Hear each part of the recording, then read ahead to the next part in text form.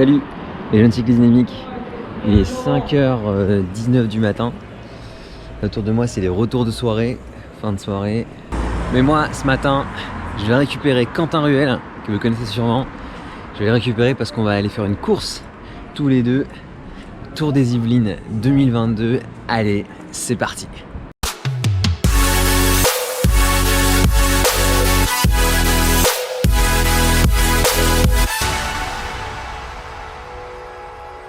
Alors, comme le Tour des Yvelines, c'est un peu loin, le départ est donné à Houdan. On y va en voiture et départ à 8h. Donc évidemment, il faut se lever super tôt. Ça, c'est un truc dont je suis vraiment pas trop fan, quoi. C'est dur le matin. On fait chauffer la voiture et puis on est parti, on va récupérer Quentin à Agnières. Bon, du coup, je suis avec Quentin. Salut tout le monde. Et du coup, on a rentré le vélo dans la voiture. Il y a le mien qui est dans le coffre. Puis bah là, on est parti, faut pas qu'on soit en retard. Allez, zou, c'est parti. Sans transition, je vais vous montrer le parcours de ce Tour des Yvelines 2022, départ de la ville de Houdan, parce qu'une fois n'est pas coutume, c'est une course en ligne. On va parcourir un circuit de, il me semble, une dizaine de kilomètres à travers forêts et plaines des Yvelines, 3 fois, avec à chaque fois un meilleur grimpeur et un point chaud par tour. Je crois qu'il y avait du coup 3 grimpeurs, 2 points chauds. À la suite de quoi, on allait se diriger à travers la forêt en direction de Saint-Léger-en-Yvelines, à droite ici. Nouveau grimpeur à Saint-Léger. Puis retour à travers cette même forêt, à travers Gambezeuil-Gambais. Là, on allait arriver sur une grande plaine exposée au vent. Quelques points chauds ici à récupérer.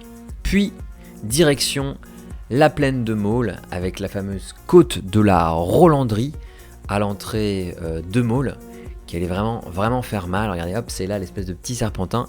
Un tour, retour dans le vent, et enfin, boss d'arrivée, arrivé au-dessus de Maule.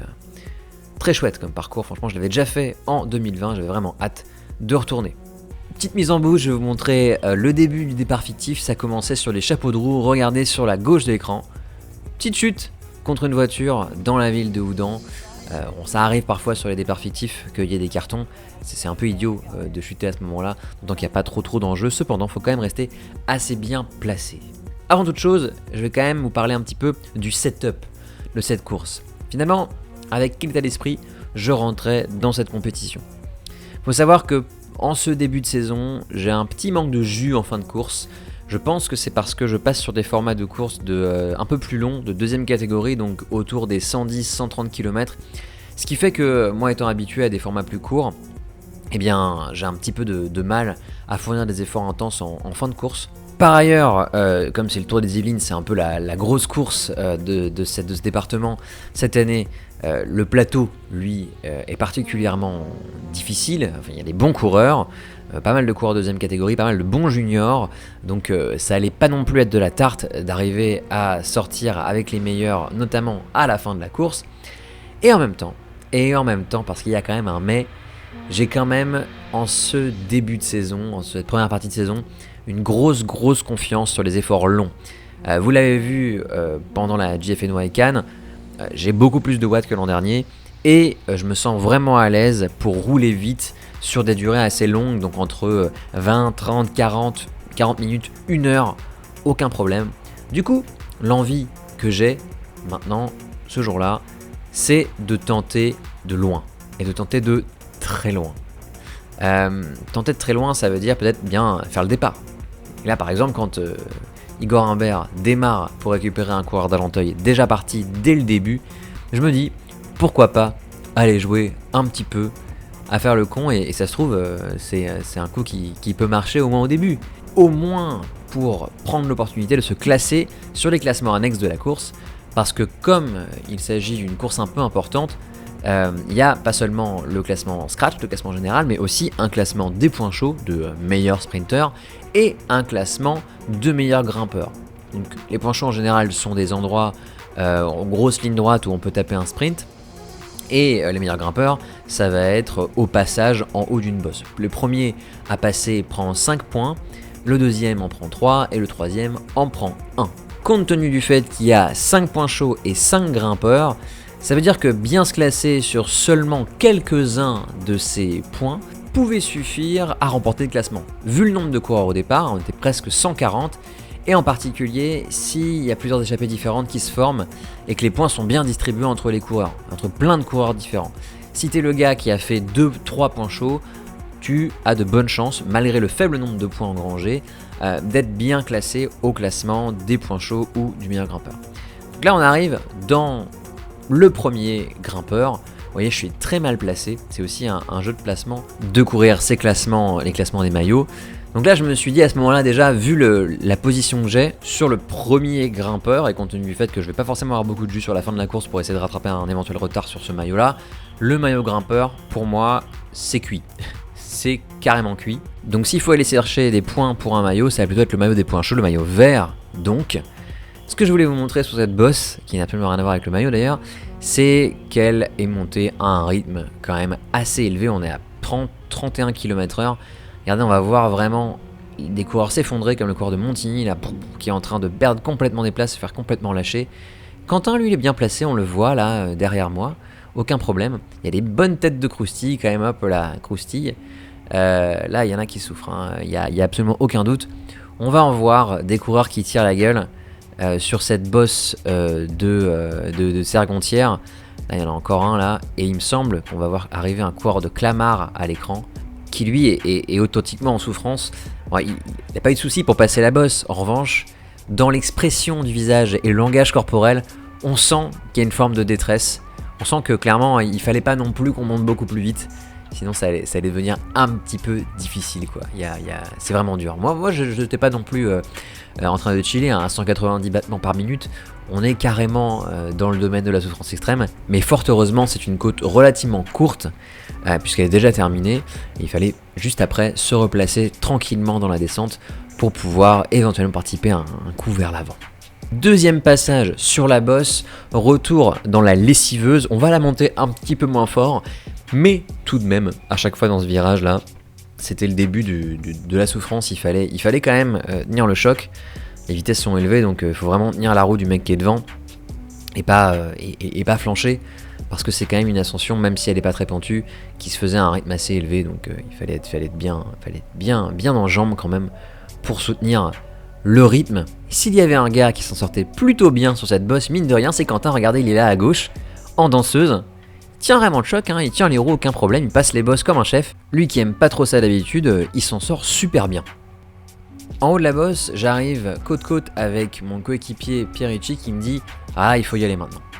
Et en général, quand un coéquipier me dit « Là, il faut y aller », je me sens investi d'une mission. Je me dis « Il faut que je fasse quelque chose, il faut que je remonte, il faut au moins que je l'aide, il faut que je réagisse à cette injonction, il faut pas que je m'endorme, et il faut que je sois un bon équipier, un bon coéquipier. » Donc pour ça, j'agis, je me dis c'est parti, je vais mettre un peu de rythme pour pouvoir me décaler sur la gauche et essayer de rattraper le peloton qui est en train de se barrer là, puisque là on arrive dans une descente qui va être particulièrement rapide, où on montait jusqu'à plus de 70 km/h, là on la descend pas très vite mais habituellement on y allait à 70, et vous allez voir, dans cette descente, la remontée va être particulièrement périlleuse. Regardez bien sur le côté gauche de la route, il va se passer une chose assez étonnante, qui est le don de m'effrayer, parce que évidemment tout le monde veut passer par la gauche pour pouvoir se frayer un chemin et remonter à l'avant du peloton, sauf que regardez, ça va se tasser un petit peu. On va voir les coureurs qui vont hop là, il y en a un qui est allé voir dans le jardin là,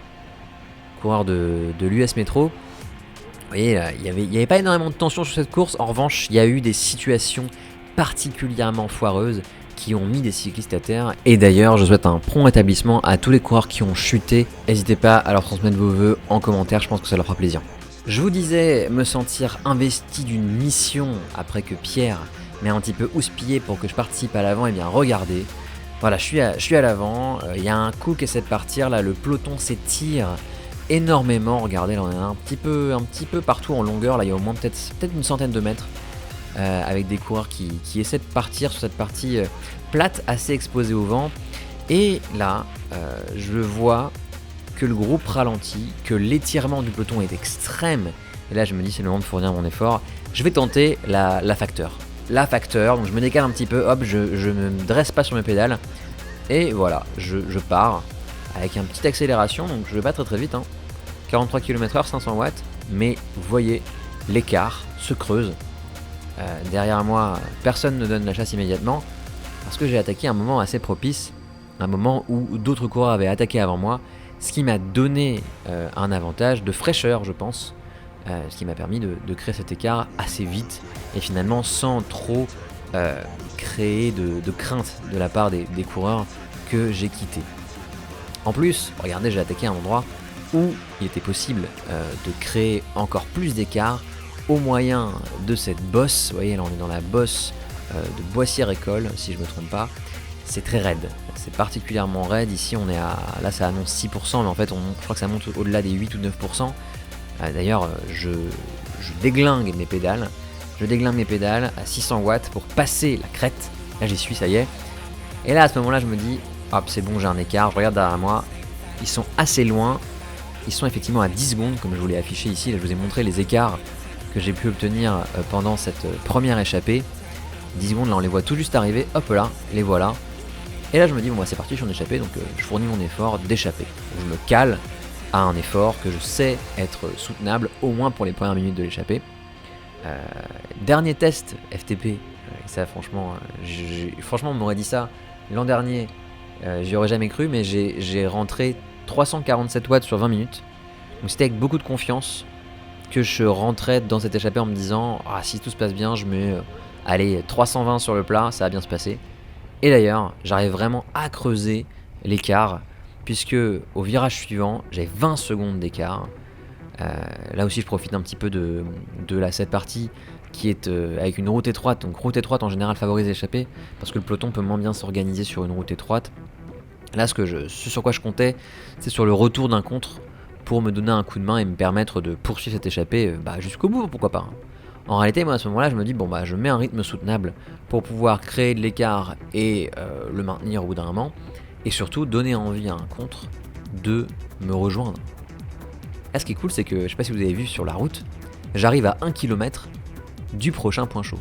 Ce qui veut dire que, compte tenu de ma position dans la course, premier tout seul à l'avant, je risque, si tout se passe bien pendant le prochain kilomètre, de prendre ce point chaud pour moi tout seul. 5 points dans l'escarcelle pour moi tout seul si tout se passe bien. Je vais regarder derrière moi, regardez hop là, et là je suis à 60 secondes d'avance, j'ai 1 minute d'avance. Le peloton n'a vraiment pas cherché à me donner la chasse, et moi j'ai poursuivi mon effort de manière à en mettre le plus possible dans la vue du peloton.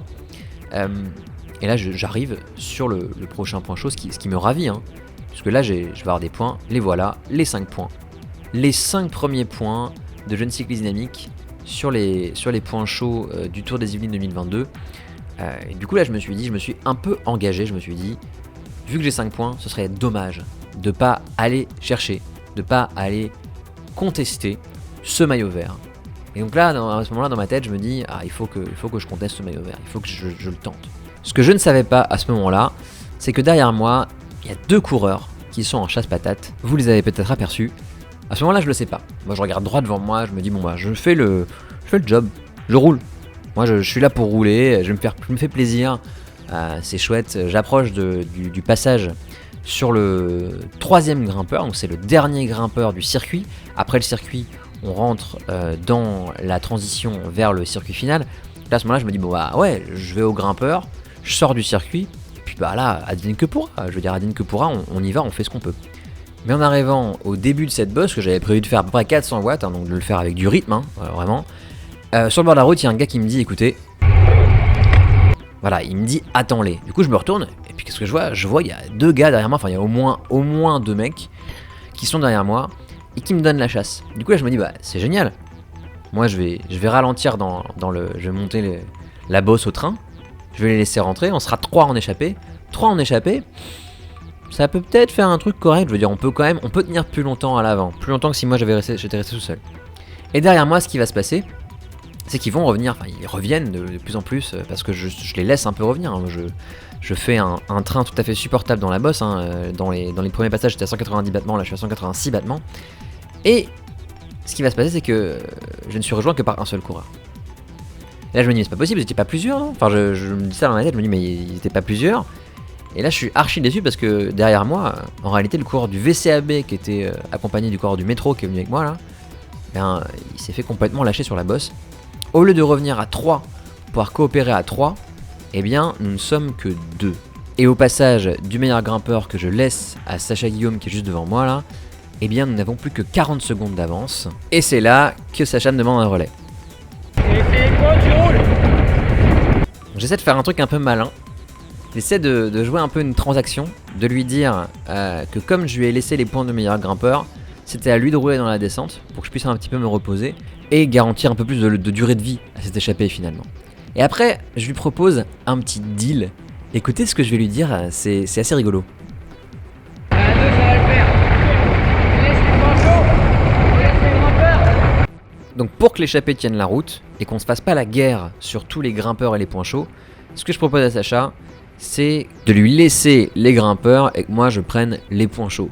Ce qui me permet finalement de savoir qui prend quel point et donc de pouvoir rester en échappée le plus longtemps possible et prendre le plus de points possible pour nous deux. Et ça, je pense que c'est un truc qui marche plutôt pas mal. Cependant, derrière, le peloton a accéléré. 8 km plus loin, on n'a plus que 15 secondes d'avance, c'est la moto qui nous l'annonce. Le peloton, c'est contre. Le peloton, c'est contre. Ah, c'est bon. Prépare-toi à sauter dans les roues. Passez où les 10, vous contrôlez pas quoi. Moi je pensais que j'avais la carte claire avec un métro. C'est quoi carte de France? Ah, il y en a un là. Parce qu'effectivement, à un peu plus d'1 kilomètre, il y a le dernier point chaud du parcours. Mais juste derrière, le peloton est à nos trousses, complètement étiré pour nous rattraper. Et ces gars-là, ils veulent naturellement aussi gratter les points du point chaud. Donc, moi je me dis, il faut absolument que je prenne les roues.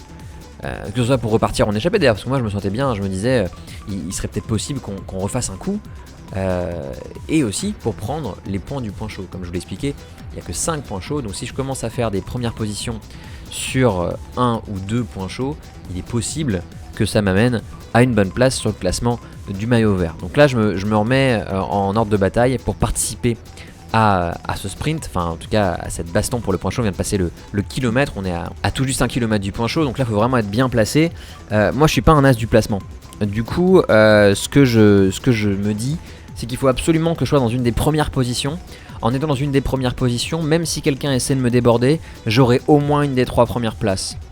C'est pas en démarrant 5ème que je vais pouvoir remonter ou que je vais être placé assez intelligemment pour pouvoir me prendre une bonne place de ce fait. Donc ce que je vais faire, c'est que je vais essayer d'être très à l'avant. Donc là ce que je fais, c'est que je me fous carrément premier. J'imprime un gros rythme, mais franchement je m'en fiche complètement de tirer le peloton en entier, j'en ai rien à faire. Moi ce qui m'importe, c'est d'être dans les premières positions parce que ça me permet d'avoir, allez, peut-être une 3ème place sur ce point chaud. Et franchement là je me dis, en restant devant, je me ferai pas enterrer dans le peloton et ça me permettra de le contester et de gratter des points, idéalement, surtout d'en prendre aux autres, d'empêcher les autres d'en avoir et moi-même d'en engranger. Là j'en ai déjà 5, en plus j'ai une première place qui fait qu'en cas d'égalité ça me permet d'être mieux classé au classement, puisque si jamais vous avez le même nombre de points, ça va être classé au nombre de premières places d'abord, ce qui me donne un avantage en cas d'égalité. Vous allez voir derrière moi, ça va s'exciter, là je vois que déjà on me reprend ma première position. Il faut absolument que je reste dans le bon train, il faut que je reste là, il faut que je reste présent. Il faut que je reste là, donc j'essaie vraiment de garder ma position. Et regardez derrière moi, il y a le coureur du VCAB là qui remonte complètement, hop, qui prend de la place en disant hop hop hop, bouge-toi, et qui a derrière lui un coureur de Clamart. Donc c'est bizarre, il se fait emmener au sprint par un coureur qui n'est pas de son équipe. Voilà, il démarre le sprint pour le point chaud. Donc moi je suis dans la roue de Sacha Guillaume encore une fois et du coureur de Clamart qui s'appelle Enzo Panor. Et là, hop, je vois, et là il y a le coureur du VCAB, il coupe son effort et il me donne la 3ème place. Donc en fait je fais 4ème, sauf que comme le coureur du Bourget il s'arrête, et ben j'arrive quand même à faire 3ème grâce à ce move inespéré, ce qui me permet d'avoir un total de 6 points. Après ce 3ème point chaud, il en reste 2. Fast forward dans la côte de Saint-Léger-en-Yvelines, là il y avait aussi un grimpeur.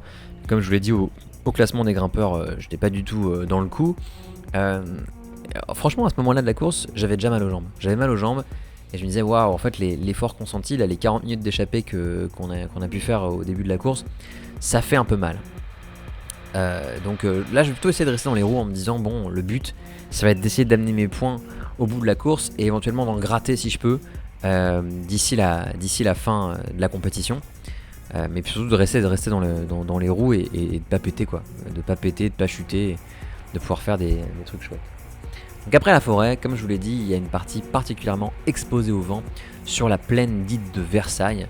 Donc entre Houdan et Maule, il y a une grande plaine et il y a des grosses routes avec beaucoup de vent.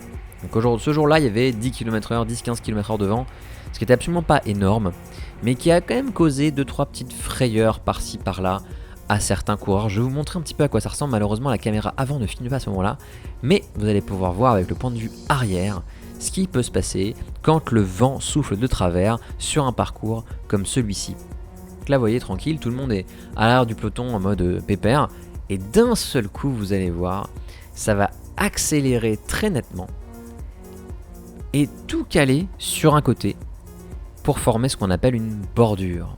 Moi, comme j'ai pas du tout envie de me laisser prendre dans la bordure, ce que je vais faire, c'est que je vais essayer de la remonter, même contre le vent, pour vraiment me repositionner et éviter de me retrouver à l'arrière dans la bordure. Donc là, hop, je remonte, en voyant l'opportunité de pas me faire bordurer. Évidemment, ça me coûte énormément d'énergie, puisque c'est un effort à plus de 500 watts, mais regardez, je remonte absolument tout le peloton, pour essayer de me repositionner au bon endroit, à l'avant du groupe, avant de me faire éclater dans la bordure. Donc autant, quitte à faire un effort dans la bordure, autant que ce soit un effort qui vous replace, plutôt qu'un effort que vous êtes contraint de fournir parce que vous êtes derrière. Donc là voilà, je me replace avant de devoir subir. Ça a été ça ma petite technique pour pouvoir me repositionner avant de me faire bordurer. Vous allez voir, je vais vous montrer d'autres techniques, notamment celle de Quentin, qui a plutôt pas mal marché. Allez, je vous montre ça tout de suite. Alors le voilà, Quentin, il est juste derrière moi, et regardez, il va disparaître quelques instants, mais il va réapparaître sur la gauche de l'écran, là, puis il va trouver sa place. Ce qu'il a fait, c'est qu'il a vu que juste après, il allait y avoir un rond-point avec un virage à droite, et on va le voir débouler, juste avant le virage, pour pouvoir gagner des positions au freinage. D'ailleurs, c'est assez dingue, il a vraiment fait un move de fou, je suis très déçu de ne pas avoir la caméra avant pour vous le montrer, parce que c'est vraiment un move super intelligent, big brain move. Regardez, hop là, il arrive, il fait un effort de, allez, même pas 10 secondes, il coupe le virage, et il me prend des positions. Là, il a pris peut-être 25 positions dans le groupe. Il y en a même un de Thiers qui essaie de faire la même chose, sauf qu'il se retrouve sur une piste cyclable, et regardez, hop là, il doit se remettre dans le groupe. Ça n'a pas été couronné de succès, mais c'était une belle tentative de vouloir couper le virage. Et là, derrière, évidemment, Quentin l'a bien vu, ça allait bordurer. Là, on voit très bien. Donc lui, étant plus en avant dans le groupe, il souffre en théorie un petit peu moins que moi dans la bordure, parce qu'il a pu anticiper ce virage. Donc ça, franchement, bien joué, niveau placement et niveau intelligence de course.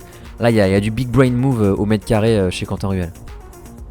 Et il a eu bien raison, parce que regardez, s'il était resté derrière moi, il aurait peut-être subi cette petite cassure un peu sale. Regardez derrière là, pouf, il y en a partout, il y a des coureurs, il y en a jusqu'à, mais super loin, ils sont encore dans le virage les mecs là-bas. Là il y a une petite cassure, et là les gars qui sont derrière, ils auraient vraiment pu se faire coincer sur ce passage là avec le faux plat. Il y a une sorte de faux plat qui suit le passage de bordure, qui est vraiment traître, et ça aurait pu coûter très cher à tous les coureurs qui sont restés à l'arrière.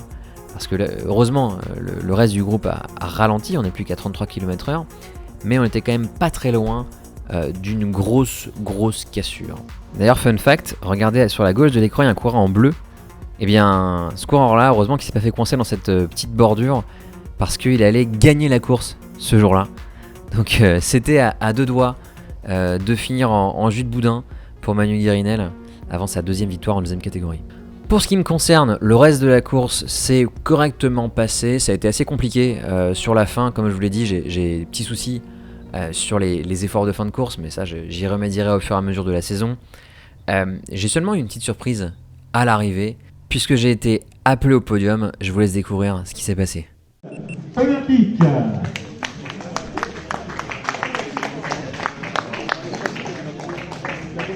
Voilà les points chauds, et donc le maillot de couleur vert avec le partenaire donc sur ce maillot Swiss Life donc présent, et également le département des Yvelines. C'était pour le maillot, comme l'a précisé monsieur le maire, donc de meilleur grimpeur, et Nicolas donc qui était en échappée en solitaire pendant un moment, et qui remporte les points chauds donc sur cette épreuve. Le voici avec le maillot vert parrainé donc par Swiss Life. Il va Attends, en vélo, faire, donc, sur, ça va être compliqué là. Marche ici sur ce podium. On peut l'applaudir s'il vous plaît bien fort. Nicolas Gervais qui vient du paracycliste olympique. Bravo à ces coureurs qui ont fait la course. Bravo à tous les autres également donc, qui nous ont rejoints. On se donne rendez-vous l'année prochaine. Allez, rentre à la maison maintenant. Ouais. Ça fait quoi d'être une star du coup? Ouais. Ouais, tout ça parce que je suis parti tout seul en échappée au bout de 20 morts. C'est ce que t'as fait le plus fou en fait. Ouais, en fait j'ai pris les points chauds les plus faciles. Mais t'as gagné. Voilà. Mais t'as gagné. Voilà, c'est ça la stratégie. Est-ce que c'est aéro du coup? Ouais, super héros. Faut bien rentrer à la maison. Bah ouais. Là, on a 27 bornes à faire encore là. Ça en fait quand même, ouais, ça va prendre 1 heure. Ça va être long. Ouais. Ça va piquer les jambes. Rendez-vous au Louvre. Non mais c'est pas grave, on s'entraîne. On fait le job. C'est ça. Nous, on ferait les bornes.